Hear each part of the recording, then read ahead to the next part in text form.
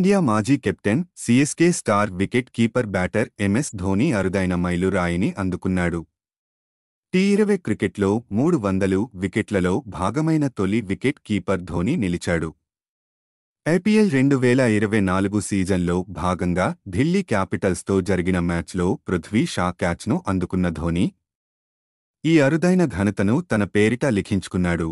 ఈ జాబితాలో మరే వికెట్ కీపర్ కూడా ధోనీకి దరిదాపుల్లో కూడా లేరు. ఈ జాబితాలో ధోనీ 300 అగ్రస్థానంలో ఉండగా, కమ్రాన్ అక్మల్ 274, దినేశ్ కార్తీక్ 274 రెండో స్థానంలో కొనసాగుతున్నారు. క్వింటన్ డికాక్ 270, జోస్ బట్లర్ 209 తర్వాతి స్థానాల్లో ఉన్నారు. ఇక ఈ మ్యాచ్లో సీఎస్కే ఢిల్లీ చేతిలో 20 పరుగుల తేడాతో ఓటమి పాలైంది. సీఎస్కే ఓటమి పాలైనప్పటికీ ఎంఎస్ ధోనీ మాత్రం మెరుపు ఇన్నింగ్స్ అలరించాడు. 8వ స్థానంలో బ్యాటింగ్కు వచ్చిన ధోనీ బౌండరీల వర్షం కురిపించాడు. కేవలం 16 బంతులు మాత్రమే ఎదుర్కొన్న మిస్టర్ కూల్ 4 ఫోర్లు, 3 సిక్స్లతో 37 పరుగులు చేసి ఆజేయంగా నిలిచాడు.